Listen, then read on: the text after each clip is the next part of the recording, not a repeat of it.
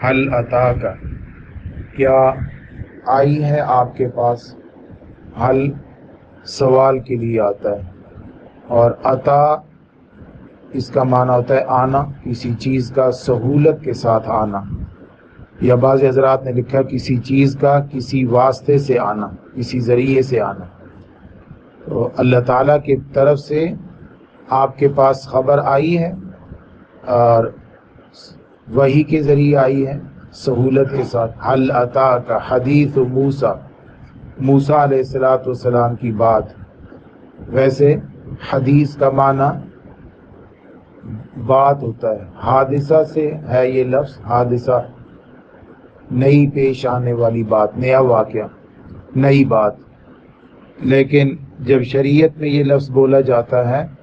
تو حضور اقدس صلی اللہ علیہ وآلہ وسلم کے فرمان کو بھی حدیث کہتے ہیں، آپ صلی اللہ علیہ وآلہ وسلم کے عمل کو بھی حدیث کہتے ہیں، اور کوئی ایسا عمل جو آپ صلی اللہ علیہ وآلہ وسلم کے سامنے کیا گیا ہو اور آپ نے اس سے منع نہ فرمایا ہو، اس کو بھی حدیث کہتے ہیں۔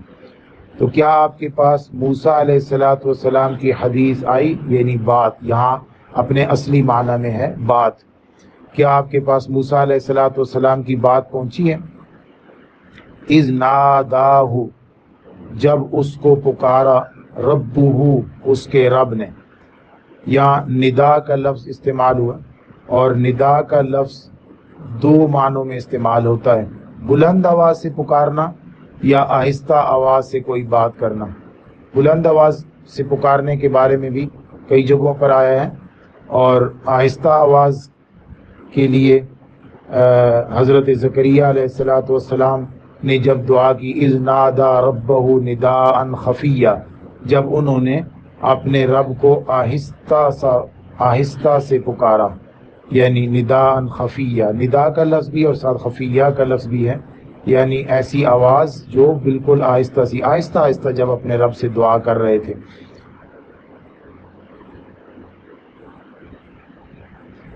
اذ نادا ربہ، جب انہیں پکارا ان کے رب نے، موسیٰ علیہ السلام کو بلایا، بالواد المقدس طویٰ، وادی مقدس طویٰ میں۔ مشہور واقعہ حضرت موسیٰ علیہ السلام کا کہ جب وہ مدین چلے گئے تھے مصر سے، تو اس وقت حضرت موسیٰ علیہ السلام حضرت شعیب علیہ السلام کے پاس رہے۔ پھر جب واپسی 10 سال کے بعد واپسی ہوئی تو اس واپسی کے راستے پر تھے کہ اللہ رب العزت نے انہیں وہاں سے بلایا، اور انہیں راستے میں کچھ محسوس ہوا کہ انہیں آگ کی ضرورت ہے، سردی کی وجہ سے یا ان کی جو راستہ تھا اس راستے سے وہ سائڈ پر ہو گئے تھے، انہیں پتہ نہیں چل رہا تھا کہ مصر واپسی کا راستہ کون سا ہے، اور اس وقت انہیں کچھ روشنی کی یا آگ کی ضرورت تھی۔ اللہ رب العزت نے انہیں اس وقت طور پر اس طریقے سے بلایا اور لایا کہ وہ طور پر آ گئے۔ حضرت موسیٰ علیہ السلام نے واپسی کے لیے راستہ کون سا استعمال کیا تھا؟ یہ کتابوں میں اس کے لیے باقاعدہ نقشے ہیں کہ کس راستے سے گئے تھے اور کس راستے سے واپس آئے تھے، کیونکہ جس وقت واپس آ رہے تھے اس وقت انہوں نے ایک لمبا راستہ استعمال کر دیا،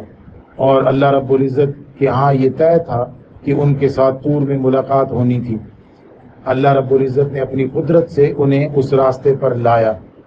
یہ میں نے اس کو مختلف کتابوں سے دیکھا تھا، اور یہ جو سب سے زیادہ مجھے صاف لگا، ثم ہدیٰ، اللہ وہ ہے جس نے ہر چیز کو پیدا کیا ہے اور پھر اس کو ہدایت عطا فرمائی ہے۔ تو ہر چیز کے پاس اپنی اپنی ہدایت موجود ہے۔ اس معنی میں ہدایت فرعون کے پاس بھی تھی، وَأَهْدِيَكَ إِلَىٰ رَبِّكَ فَتَخْشَىٰ میں جس ہدایت کی بات ہو رہی ہے یہ وہ ہدایت نہیں ہے، اور وہاں الذي أعطى كل شيء خلقه، یہ بلکہ یہ بات بھی حضرت موسیٰ علیہ السلام فرعون ہی کو کہہ رہے ہیں کہ الذي أعطى كل شيء خلقه، میرا رب وہ ذات ہے جس نے ہر چیز کو پیدا کیا، ثم ہدیٰ، پھر اس کو ہدایت عطا فرمائی ہے۔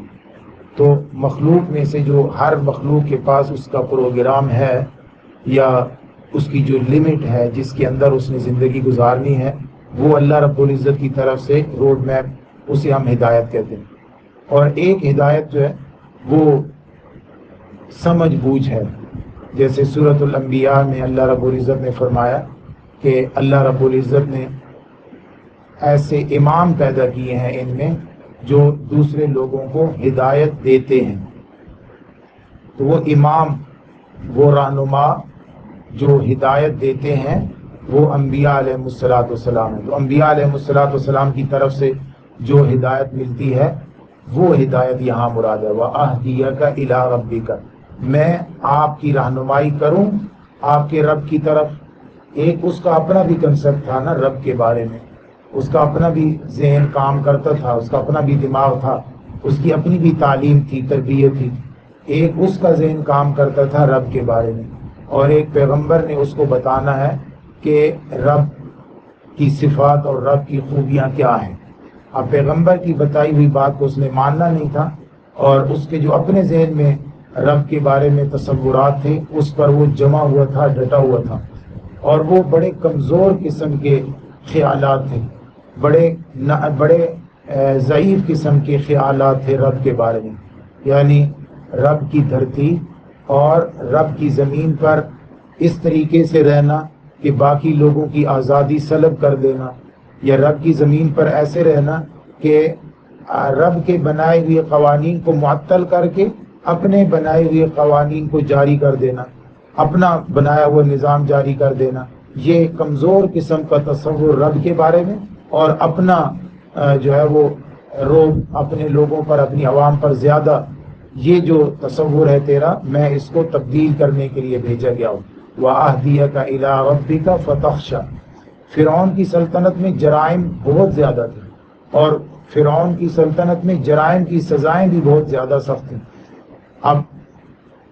ایک آدمی جو اس زمانے کا مصنف ہے، اس کی کتاب ابھی بھی ملتی ہے، انی اس مصنف کا نام ہے، اور وہ اپنے بیٹے کو یہ نصیحت کر رہا ہے، اچھی نصیحتیں بھی ہیں اس میں، لیکن وہ بدکاری کے بارے میں یہ نصیحت کر رہا ہے کہ خبردار، کسی عورت کے ساتھ تمہارے تعلقات نہیں ہونے چاہیے بغیر نکاح کے، اور اگر تیرے تعلقات کہیں کسی عورت کے ساتھ مل گئے اور تو اکیلی حالت میں کسی عورت کے پاس پکڑا گیا تو اس کی سزا موت ہے، پھر تم مار دیے جاؤ گے۔ تو اس فرعون کے زمانے میں بدکاری کی سزا موت تھی، لیکن چونکہ رب اعلیٰ اپنے آپ کو کہتا تھا، تو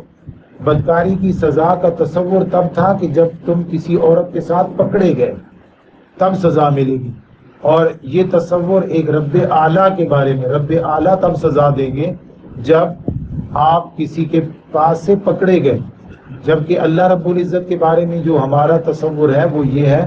کہ پکڑے جانے پر تو صرف دنیا میں سزا مل سکتی ہے، ورنہ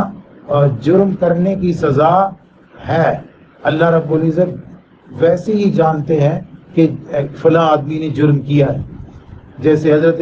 یوسف علیہ السلام کے سامنے زلیخا نے اپنے بیڈ کی سائڈ پر ٹیبل پر رکھے ہوئے بت پر کپڑا ڈال دیا تھا، تو یوسف علیہ السلام نے پوچھا کہ اس پر کپڑا کیوں ڈالا، تو بولا تاکہ یہ دیکھے لیں۔ تو وہ معبود جو